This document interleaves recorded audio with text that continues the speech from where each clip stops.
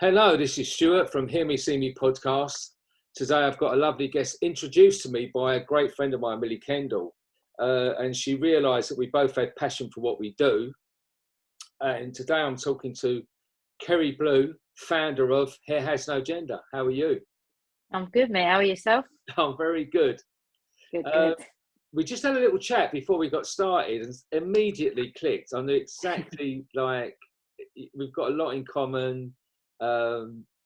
But before we do anything, just explain to anyone listening, Hair Has No Gender. Tell us the agenda. The gist of that. So yeah, Hair Has No Gender is something I formed back in lockdown. I think it was .1, like the very first time we were told not to come out. And I'm non-binary, so my pronouns are they, them, and I identify as queer. And I've walked into a lot of barbershops before I was a barber, which would have been about 5-6 years ago now, and asked for a fade and been point blank refused for being a female. So they're like, oh, we're not insured, we can't cut your hair, you're going to have to go to a female shop. And then I'll go to a hairdresser's and I get told, well, we don't use clippers or this, that. So I was like, well, this is great. So I went back to London from Brighton and I learned to be a barber so that I could stop that from happening to other people. 5-6 years down the line, I've gone to barbershops, I've asked them to use my pronouns and they're point blank refused. So what I'm trying to do is just take away the stigma of, if you have to be a woman, you go to a hairdresser's, you have to be if you want to be a man, you have to go to a barber. Obviously, being non-binary or a trans man or a trans woman, it kind of makes you feel uneasy. It feels like you don't really fit into either or, when what Hair Is No Gender is saying is hair is hair. And that's literally it. As soon as you put the gown on someone, does it really matter what's kind of down there? And gender it's all in the brain. It's not necessarily anywhere else. And so I started Hair Is No Gender as an educational platform, let's say, and just to help people degenderize their salons or their barbershops. We've got a platform where we train people, and online as a directory so people can look up.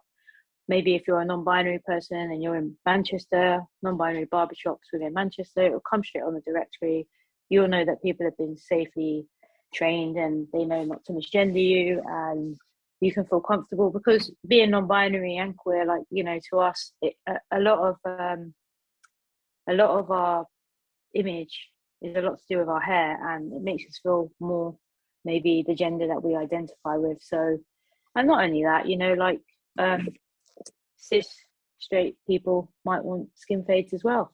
Like, why are we discriminating against anyone that wants a haircut? Unless your skill level isn't there, then just say you can't cut it. But yeah, that's basically what we do, or what I do. And we also run trans awareness courses and stuff like that, an introduction to it, so people can learn a bit more about how they can adapt their salon to make people feel more comfortable and more inclusive. It's a great thing. I'm on a journey myself with my daughter. Oh, really? Go on, I'm on a journey of doing my best to understand, doing the best I can, making lots and lots of mistakes. We get pointed out to me very quickly. And is your daughter non-binary? No, she's not. She's okay. So she identifies as her. She's a gay woman. Yeah. Okay, so cool. She's a gay woman, but even that respect of, you know, there's still a lot for her to teach me, you know. And it's funny because it's been a bit of a weekend, really, because she was out with her girlfriend on Friday night. It was her birthday Saturday. She was out on Friday night, and they got sort of like verbally attacked by a gang of fellas. They got it wasn't physical, but it was very, very intimidating. And she's not, you know, she'll stand up for herself. Yeah. It was scary, you know. So that was very scary. It's a horrible thing, and it brought a lot home to me, to what she goes through. That's awful. I'll send you the video later. I had a surprise present for her, where I bought her a rainbow dildo for her birthday. Wow. Yeah, I don't think I see my dad doing that anytime soon, but I can be up for adoption if you like. That's classic. It was me saying, you know, like, I'm It's all my on sense of board. humour anyway, but I just, My lord. I just saw it online. I know. This is her birthday present. I've seen it straight away. But it was that thing of this contrast of not being Yeah. accepted and then being accepted, and That'll be on the mantelpiece now, mate. Yeah. I put one on Um, the Christmas tree one year, and it took 3 days for everyone to notice that it was up there. oh, sounds like a good idea, that actually. You might go back to my parents and terrorise them with it. Yeah, but yeah, it's such a shame. Just leave it around like that little the elf at Christmas, elf on a shelf. Oh, yeah. Dildo on a shelf. But it's the fact it was rainbow, that's great. yeah, that was the one. But you know, it's that, like as you say, it's there shouldn't be, but there is. No. There shouldn't be this stuff, but there is, and it's education. That's the whole key to everything, and it's being willing to learn and change. And it's something I've seen recently in recent years with Afro hair. You know, that thing of Afro hair, like we don't do Afro hair. We don't do your hair.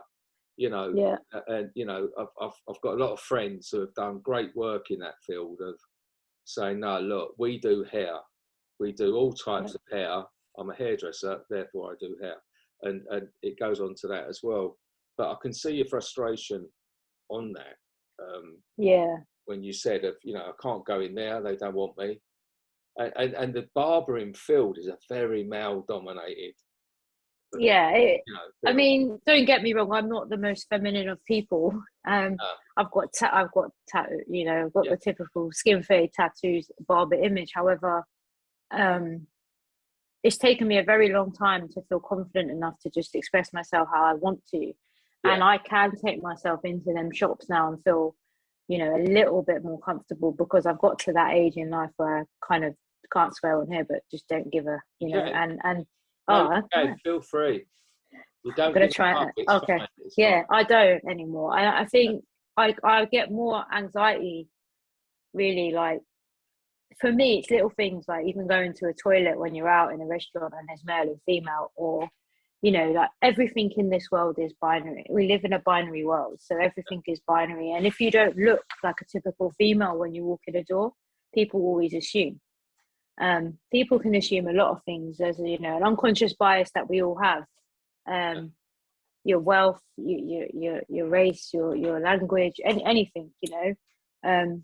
But if someone like me walks into a barber shop, I think straight away it's an assumption of this lesbian, blah blah blah. We can ask them X, Y, and Z questions, or, you know, and it can make people feel on edge, because you don't necessarily want to be referred to as your sexuality. You want to be referred to as the human being that walks in that door. And I think that's everyone's human right to just be themselves before their sexuality or how they identify, you know.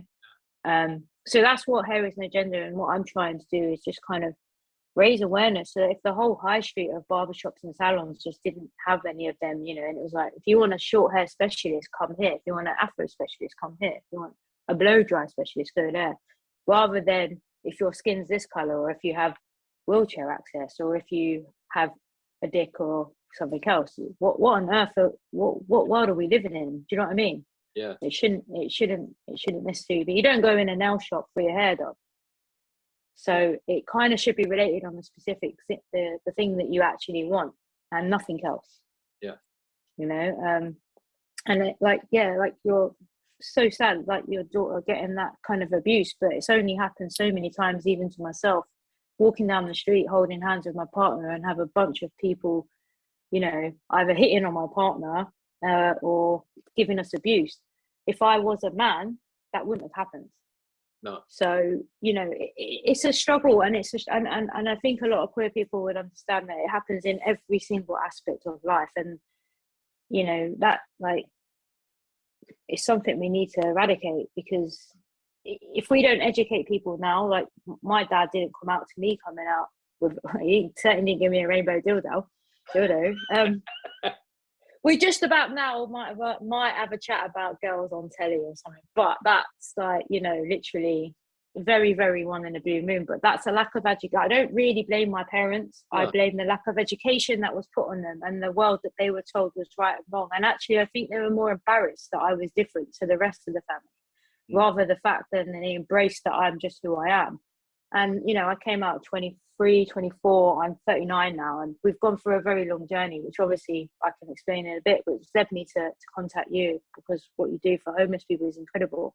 So I think a lot of youth homelessness comes from the LGBTQ plus community, and that's where I kind of thought, oh, we should definitely try and like get involved there in some way, and if I could get your help with that, that's why I was like, well, Millie was like, contact you, and we definitely have a combination there. So I mean, there's definitely something there for you to set up and go with, run with.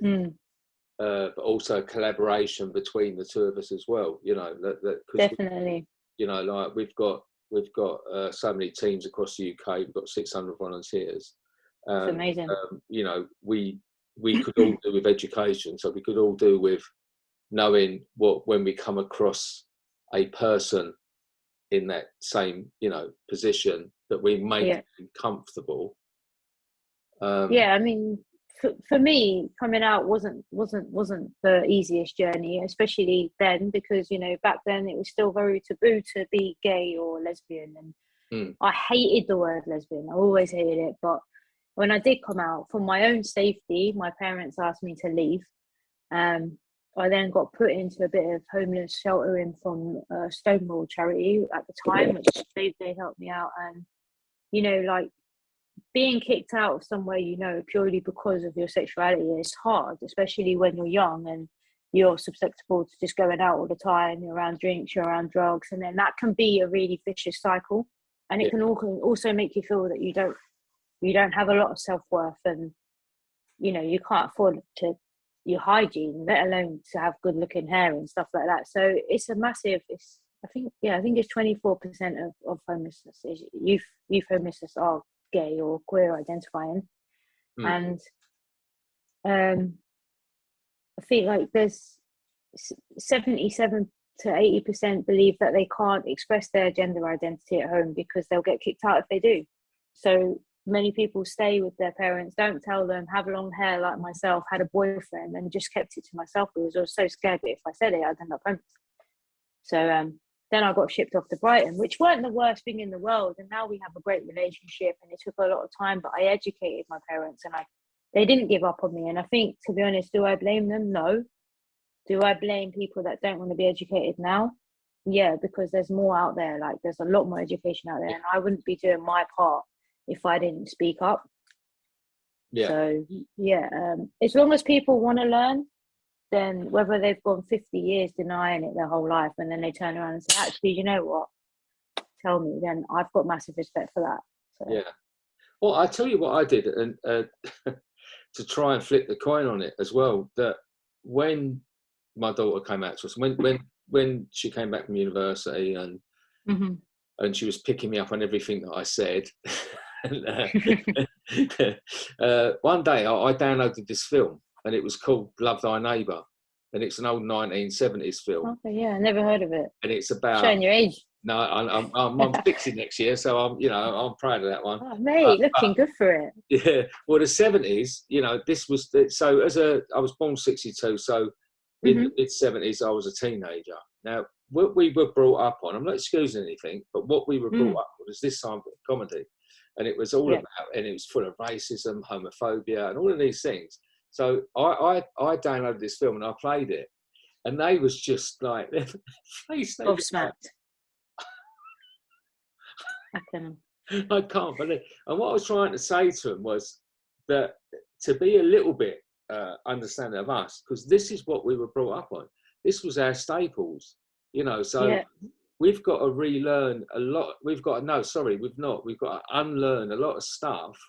That's sort of a default, you know, like an automatic default, and you have to sort of stop and think, and I love hearing something like this from you. It's this, you know. I mean, I'm misgender myself, like I said to you before, and it does happen. I'm 39. I was brought up as she, her my entire life until the last 2 years when I came out as non-binary, and I did that through, you know, reaching out to people with a survey for Hair is No Gender, and I thought, if I reach out and I say, how many people that own salons have staff that are gay, that don't want to say, that are non-binary, that don't want to say? It's the time to now speak up and say, you know what, actually, these are not my pronouns. Can you use this? And I don't expect everyone to get it right. And I said, if you get it wrong, I'll just correct you. And I think the fact that I fully, like, I was born in 82, so I've watched, you know, a lot of shows where racism was okay. I was brought up when being called queer was a rude word and offensive. Now I own I say I'm queer. Yeah. I own it, because it's basically like, people would be like, oh, they're a bit queer, so they're not quite right. But it's like, well, actually, I'm fully all right. So if you want to call me queer, call me queer. I like it. And I think that's what we have to do. We have to take a step forward and remember that who someone sleeps with and what pieces they've got down there doesn't at all affect that person's brain. And we might not understand it. Someone might walk in the door that doesn't look any way like you would imagine, but if you can cut their hair on, does it really matter? Because you know, their life choices when they leave that shop could lead them to get the job of their dreams, or the marriage of their life, or your life, as you know, you met so many homeless people. People don't just become homeless. There's a route and there's a way, and something will happen, and then it's a ripple in effect. And if you can be that change, why wouldn't you want to do that? Why wouldn't you want to just educate yourself and try and stop that from happening? You know. It's an interesting thing, isn't it? Gender and sexuality, like the very different on gender and sexuality. Of like, if someone comes in and they often they specifically sort of talk about gender or sexuality, but you wouldn't, like, if you went somewhere, they wouldn't say, like, to a straight person, like, so.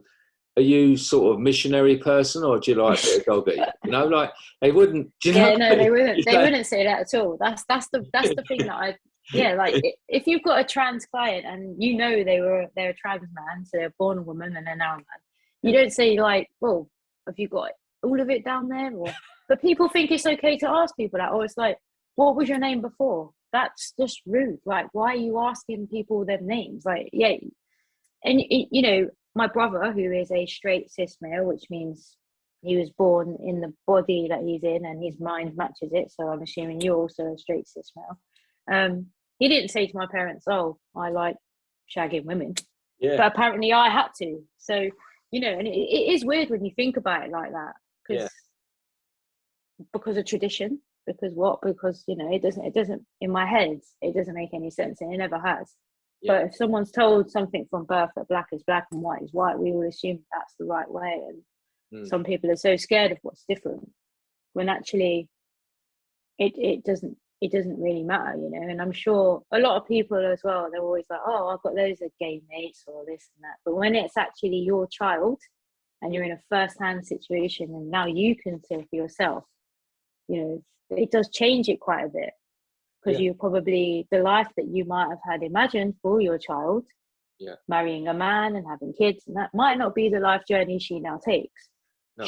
And sometimes that can impact a parent, and I totally get that. But, you know, your children are a gift, and as long as she's healthy, I think that's the most imperative thing. I think it's a time of adaptation, you know, like definitely. But it's the thing is, with this whole century. You know, we're in a new century. Yeah. We're sort of 21 years into it, which is a tiny part of the way into this century, and it's been such a time of change. You know, that 21 years. You know, we've gone through a pandemic. That, you know, we're talking about hairdressing. The hairdressing industry has gone through massive changes in the last few years, and I think you need to embrace change. That's the thing. You need to lose the fear of change and embrace it, because you keep trying to do things as they were, you're just going to get disappointed, and it's not going to be very productive. So it's looking forward to see how we can understand and how we can change. Definitely. Couldn't agree more. And I think that's where, you know, Hair is No Gender comes in, because people like maybe yourself, if you had a salon, or someone older at school, or even like people my age have salons, and they are like, so how do I change my prices to make people know that they're safe here? Or, you know, it's like representation. Do you represent queer people? Do you reach out to queer communities? You know, do you do pride events? There's a lot of ways that salon owners and barbershops can embrace difference and not be scared to make that change, because I feel like if you don't, you will just stand out eventually as being discriminative, unfortunately, because, you know, like, you can't just say you can't come in here because you're the wrong gender. It just doesn't make any sense in my head. And that knock-on effect to that human being could be devastating, and it could lead to so much worse stuff than just they didn't get their hair cut. Yeah. And that's what I'm trying to prevent. And yeah, like, you know, I think when there's figures like 24% of homeless people are of, you know, the 16 to 25-year-olds that are kicked out for being gay, that's it's a very scary percent of young kids that haven't even lived yet, and it needs to be stopped. And the more that the world adapts and the salon industry adapts, maybe then parents of a certain age will be like, oh, actually, it's not a big deal. Okay, cool. Because that's all they need is support and love, you know. It shocks me that it's such a high number. You know. Yeah. That's incredible. And obviously, like on my travels, I come across lots of young people that are homeless, and it generally is some sort of family breakdown. But you wouldn't think in this day and age it would be as much of it being down to that, the fact that it's embraced by your family. I think a lot of it is, especially when they're transitioning. So, you know, I think sexuality has come a long way. I think coming out as gay now isn't such a big deal as it was 10 years ago at all. However, coming out as trans, that really is messing with people still. And the trans community are really struggling to, you know, that's where the homelessness, in my opinion, will be. Because a lot of the time as well, the parents will kick them out and say, text me because I don't actually want to see you transition. I need to still have contact with you because you're my child, but I'm not quite ready yet. And it's like, this isn't about you. This is about that person, that child and their journey. And I think the more we speak about trans rights, the quicker this will change the industry, and the quicker there'll be a less homelessness within that community, you know. Obviously, I'd like to eradicate homelessness full stop, as you would as well. But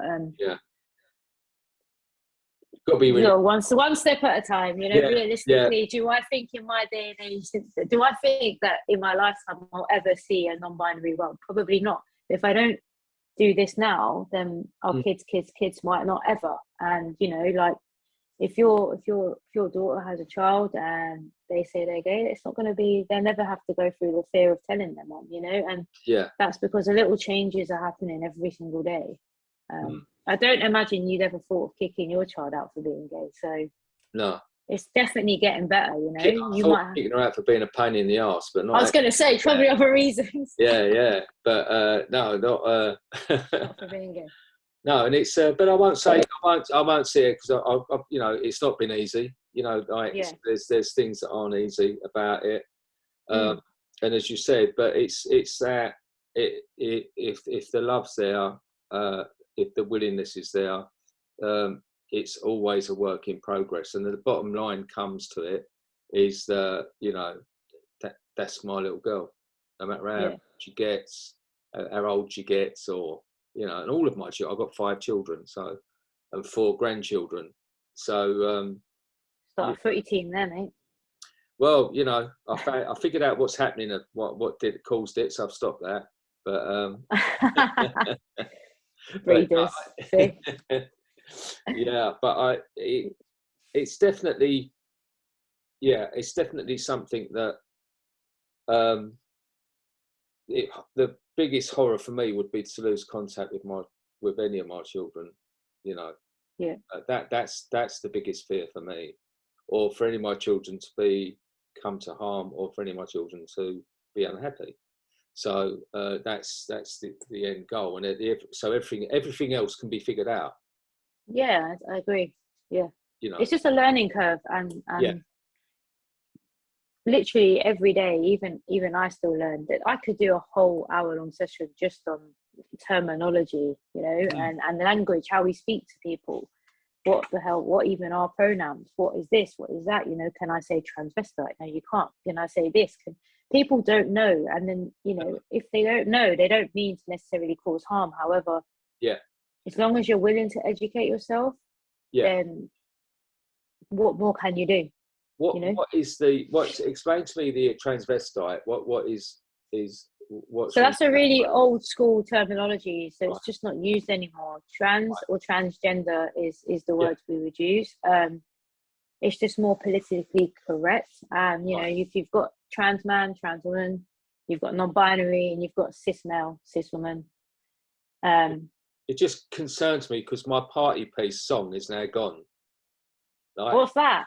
I'm just a sweet transvestite from the Rocky Horror Show. So, oh right, yeah. You know what I mean? That it just hasn't got the ring to it. If I say I'm just a sweet transgender, I'm just a sweet transgender.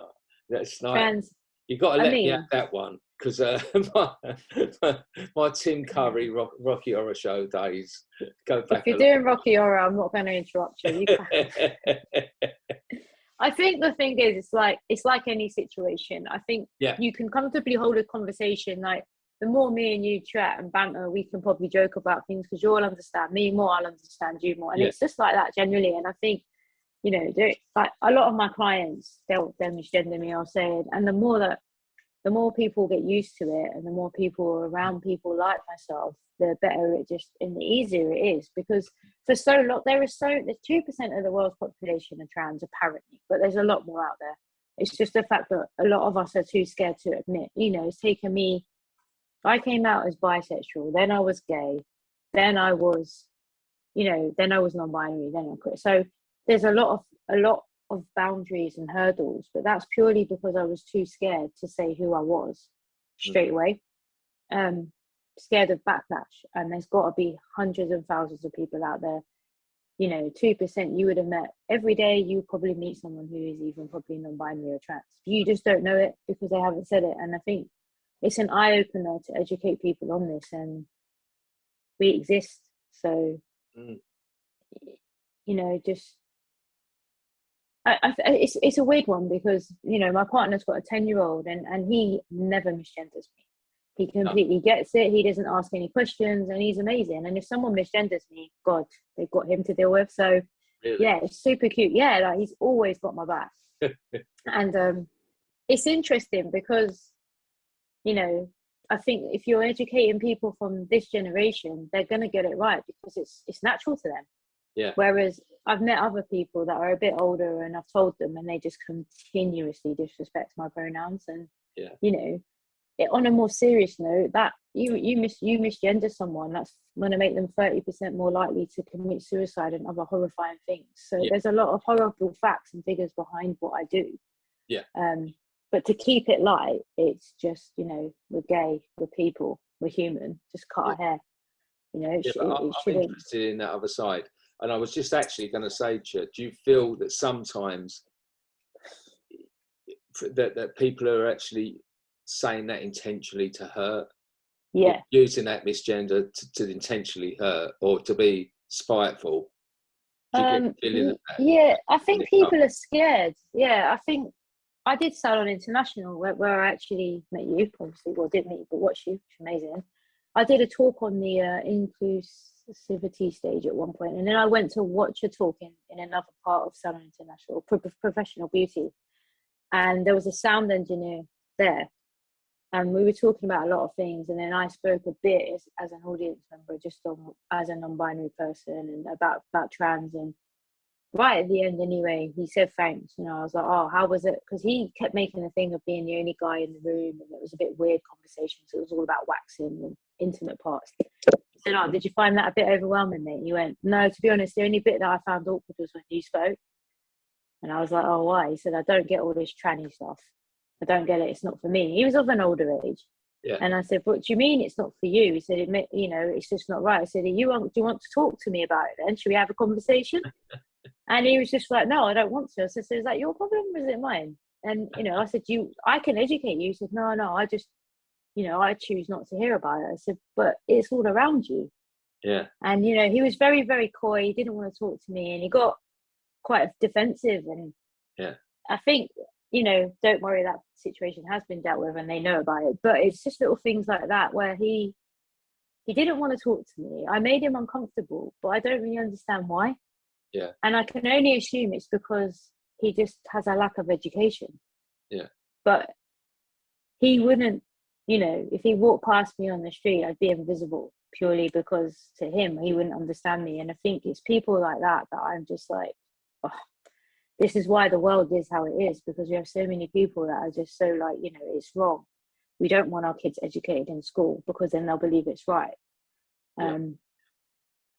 And it's upsetting and it does hit a nerve, you know. And I did come out of there feeling quite upset, and it, because you feel such a high when everyone like yourself, when people get on board a million, they're like, give me all your support. But you do, you know, for all that support, you do have that one arsehole, if I can say that. But yeah, you know, Yeah, it's like, oh. But if he turned around and asked me a question, I would have been fine. But the fact that he literally was like, no, basically, fuck off, I don't want to hear about it. Yeah. Just left me a bit dumbfounded, to be honest. I was a bit like, wow, okay. I think that's the thing. And as human beings, we get all that support all the way through. Mm-hmm. But it's the arsehole you'll take to bed with you. Yeah. They're the ones that stay in there, aren't they? They're the ones that corrupt your brain. Them out, because they do, you know, that stuff, you know, I have it with my homeless guests, you know, like, and you know, I'll have 48 will be fantastic, but 2 will be horrible.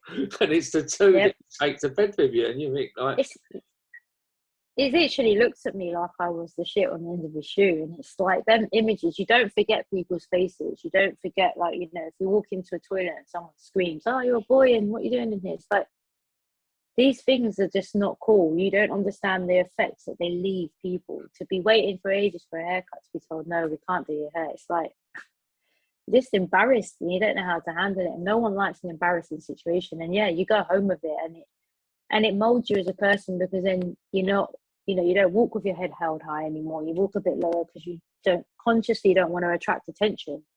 And it's a bit sad, really, because that only has a negative effect on your mind, you know. Not to go too spiritual, but yeah, it definitely does. For me, I've learned how to handle it a lot. I've got a great supportive partner and friends who I can manage to get it out of my system. But he's still there. He's still in my head. I can still remember his face. It will never go. I just don't understand why, you know. And it's like, I said to him, what if your daughter, don't be so silly, it never happened. God forbid his daughter ever was gay or trans, because he would definitely not support that child. And no, that's worrying, you know. He's got grandkids, and them grandkids are gonna then end up how, you know. And I think it's just, I think it's just a learning curve, and education is definitely the way forward. You do. Every day we meet arseholes anyway, but you know, majority of the time you meet nice people, and there's people out there that want to be kind. Yeah, I mean, our industry is full of amazing, wonderful people, but then you get the odd couple, and they're the ones that, you know. But I don't know. I just have to. I make myself have faith that most people are good. They are. Yeah. You know. Yeah. And not to let them have rent in my mind. You know, like headspace. You know, because it's like, you know, there's no need for me to let them in there. You know. Good way of putting it, actually. Rent in my mind. Yeah. I like that. They don't need to live in there rent free. Like, you know, what's the point? Sorry, dog's gone. That's all right. Yeah. Fine. What's the point? You know, what's the point in these things? You know, they don't. It doesn't matter. Let's have. Oh, you put them out. Yeah, I had to put her out there. She won't stop barking for us. Sorry, mate. What breed is it? A jug. Oh, is I it? had to think about that. Yeah, it's my partner's dog. So, but yeah, she's old, but she's very loud. Sounds like me. But yeah. I think I couldn't agree more with you. Like it's just a case of trying to block it out, and I think, you know, the more we talk about it, have these conversations, the more people like yourself can really help. And you know, I met Errol Douglas, and he's been awesome helping me, like, you know, helping me with the cause. And a good person, very good person. He is indeed, and he's done a lot with inclusivity within the industry as well. So I think it's just taking that a little bit further and just making sure people if they own a salon, or they own anywhere, or they know someone that's trans and they can't go to a hairdresser's or a barber shop, just look up Harris and Agenda online and reach out or help, like as I know you would. And I think it's just education is the key. If you've got a question, I had a great barber shop in Southampton call me today about an issue they're having there, and I was on the phone for an hour and the issue should be solved. And I think just ask. I think that's the best thing that anyone can do, is just ask. You're only going to get told no. If I can't help, I can't help. But if anyone wants to help, and I think that's why contacting you and getting this message out there on your platform is like, I'm honestly very, very, I appreciate it a lot. Definitely. Oh no, it's a pleasure. So what took you from Brighton to Manchester? Why did you head off to Manchester? Well, I'm born and bred in London. Don't know if you can tell, Gov, but West London as well, Portobello Road. And I went to Brighton because I was gay, and my parents did believe that I'd be safer there. Spent my 10 years there, and actually, you know what, it's probably the best thing they ever did for me. Actually, I really did embrace Brighton. I got discriminated against there as well, however. Oh yeah, it's a massive queer community. It's the gay capital, not the lesbian capital. It's the gay capital. A lot of people don't even. It's the gay capital because, as well, for a weird ass reason, it was the first HIV help centre that was set up in the whole of England, was in Brighton. Right. So it's the only place that people with HIV could actually go and get treatment. So there's a lot of, I don't know, I love Brighton. There's a lot of love there, and you can pretty much be whoever you want in Brighton. Went back to London to become a barber, obviously because of the discrimination that I thought was going on in the barber industry. And from London, I've come to Manchester to, you know what, because I love, can't be selfie. Yeah. my partner's from Manchester, and it's a lot cheaper here, cheaper pints. Yeah. But yeah, also because I want to get Hair Is No Gender out there in London. London's quite an expensive place to live, especially where I was from. So starting in Manchester. Yeah, I miss the sea. I've never been a massive fan of London, to be honest with you. Anyway, I think it's quite if you've got a lot of money, you'll be all right there. Yeah. But I'm not a city person. I like the sea, or I like a bit more of a countryside. But yeah. Yeah, I do myself as well. I love the sea. I like something comes over me within yards. And more zen. Yeah, I feel it. We're made up of water. Maybe it's that. I don't know. Yeah, that is a very true point. But yeah, I do love that. I'm just not even into that busy rat race of London. And yeah, London's a great city. Don't get me wrong. And I go back once a month just to see my clients and my family. However, it's my partner's here, and I want to really just get Hair Is No Gender out there in Manchester, and hopefully we can.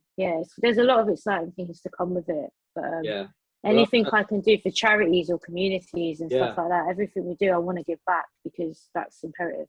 Do that. I think the thing is, I'll hook you up with my team leader in Manchester, which is Jackie. Awesome. Jackie McCall. She's an amazing woman. She's set up so many projects there. And over the months and the some have closed and she's reopened, but she's always reopening more. And also a lovely Kerry Jones, who's in Liverpool, which is close by.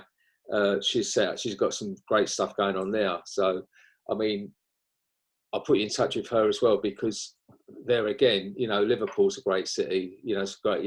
We're crying out for your message as well. Yeah, definitely. Send me. I'm there. Yeah, definitely. And I'll be up, so we can meet in person. I'll be up as soon as I can. I'll get up there whenever I can. I'm going to I think Wakefield soon, and but I'll definitely be back to see Jackie as soon as possible, because I jump in the van and I go up there and I take all the stuff with me, and I've always got loads of gear to give out to the. Mate, bring your leg warmers. It's freezing up here. Is it? I'm telling you, I've got literally, I'm in the barber shop with ripped jeans in my knees, and my missus is like, well, you've got no proper trousers on. I'm like, what? This is fashion. Can't be fashionable up here, can I? Got me long john underneath. I tell you, it's nothing. Like, you got to wait to go if you go up the northeast. I went to Newcastle to do homeless. Oh, good. Mate, they're made of titanium. Made of steel. I had a big coat on and everything, and because we're Londoners. I've got t-shirts on, and the girls have got little skimpy tops. Yeah.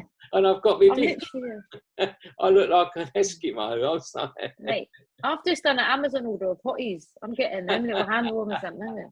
I'm gonna, honest to God, it's too cold. So yeah, but it would be great to meet up with you this end, and yeah. I'm also about in London, so anytime with that end I can come there as well. Like anywhere I can get some help, and you know, I know there's a foundation, actually, the Albert Kennedy Foundation, which is based in Manchester, which rehomes and helps homeless youth. So it's definitely an area that I'm going to reach out to and see if they need any haircuts. Yeah.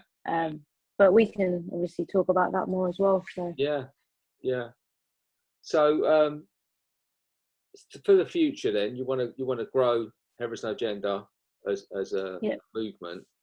It's a consultancy, movement, brand, whatever you want to call it. Basically, if anyone needs advice on renaming or regenderizing, or just join one of myself and my partner Sam, who is my partner, but she's also my business partner. We run an introduction to trans awareness course, and that's in the hair and beauty industry. Right. So we can do it bespoke to whatever industry you're in, and it's just an introduction. It's a 2-hour webinar where we go online. It's a safe space. It's not recorded, and people we teach. You know, I'll get you on one, so then you've got more of an idea. And it's questions and answers at the end with a trans friend of ours, trans man, trans woman, and non-binary myself. And it just opens a lot of people's eyes up to things. You know, people are like, oh, I'm good with this, but do you have gender neutral toilets? Do you have sanitary bins in the men? Do you have this? It makes people be like, oh, actually, no, why do I need that? We just explain it a bit more. Yeah. But anyone that needs any details on that, it's all on my website. Yeah. And like I'll give you details as well, because I think all of Millie's team at the British Beauty Council have all been on it as well. So it's definitely a great way to start. Yeah, I'll go on that, and it's something maybe even our team leaders can do. Yeah, so definitely it's endorsed by Habios. Well, the great thing now is that what's come out of the pandemic is all of this stuff. You know, you don't have to go and visit somewhere. You can literally jump online. As soon as it finishes, you're back in the kitchen making a cup of tea. So it's exactly what I'm going to do. When I first started the podcast about, God, I don't know when it was, at the end of 19, I think I started doing it. And we used to like trundle around, you know, like with a little bag of recording across London, you know, and meet people, come back. Now, you know, there's the Tracy Emin unmade bed behind this, you know, that comes down. Oh, man. You've got it all set up, Matt. I know. I was just thinking my missus is going to go mad because I've not tidied the sofa. She always goes, look at the background. There's nothing. It's all right. It's not that bad. No, you've secured it quite well. I took the rainbow dildo down. It's all good. I should have got my daughter's one and stuck it on the side.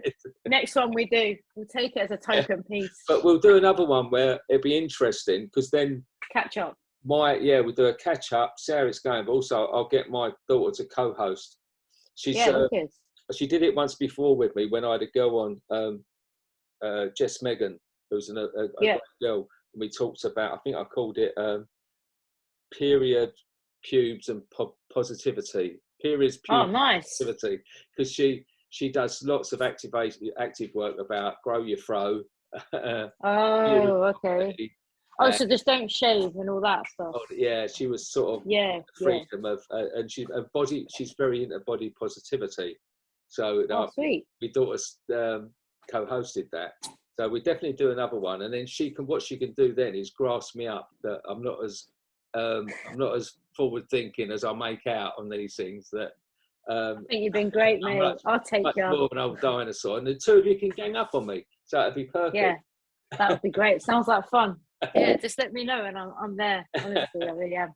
Well, what I'll do, what I shall do is I'll get all the links off you. So when this goes out, I'll email you after what I need. But also, I will put all of those links on. and we'll get the message out there. Amazing. And make sure that we do our best to cut down on the stereotype and the stigma and all these things. I mean, just before we finish, I've got to say, I did someone's hair once who was going through a transition, and because of being homeless and in poverty, they was explaining to me they couldn't afford the proper thing, so they just had the bare minimum, and they didn't look very, they hadn't gone very far on for what was available to them. So they didn't look that possible.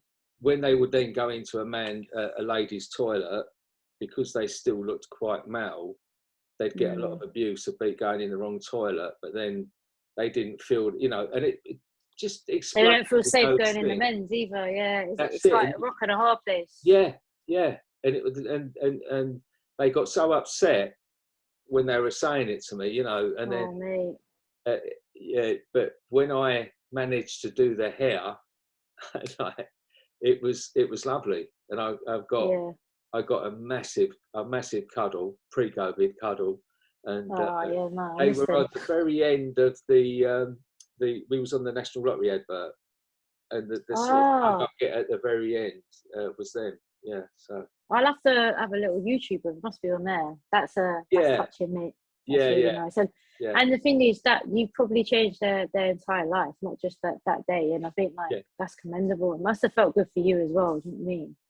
Yeah, and as you said, it troubles me when you say, because I'm a light-hearted type of person, but when you do say that these things can lead to suicide, these things can, it's we're in such a delicate time that people. They can and they do, and and I think that's it. Mental health is I've talking about doing a lot of things with Tom Chapman, who I'm sure a lot of people are aware of who he is as well, and the ledge. Yeah, and I think it's it's people like Tom in his area of expertise, yourself, me, Errol. We're influencing in that industry, and whatever we can do to influence other stylists. We're in such a good position. We hold people, we touch them intimately, we push their shoulders up, we lift their head up, we give them a sense of pride. And I think every little thing we do, when even get them to look at themselves in the mirror. You know how hard it is for some people to even look at themselves in the mirror, and it breaks my heart that they can't even accept themselves. And if you can accept them, that will help just that little bit more. And I think that's the main message to give out there, is just human first, literally. Doesn't matter what background you come from, how much money you have, I don't care. Whatever you want to do with your heads, as long as I think it's going to look all right. But all jokes aside, we're trained in that as well, and that's we give an honest opinion, but don't force, someone. Oh, you're too pretty to have this, or just choose your words wisely and educate yourself, And I think that's it. People will appreciate you for just even taking that little bit of time. Yes, definitely. A little bit of effort, a little bit of love. Yeah, definitely. A little bit of love goes a long way. Like a Rosie Lee, that. Thank you so much for thank you, Stuart. And like I say, we'll definitely have a part 2, and as soon as it goes out, look for the links, click on those links, don't just sort of go past them. I'm talking to the people now. Click on those links, find out about Kerry, what she's doing, and what they're doing. We'll spread the word. We'll do it. But I appreciate your time, mate, and I'll get it up on my website as well, so people can listen to it through that too. Definitely. Cheers. Have a nice cup of tea. See you later, Stuart.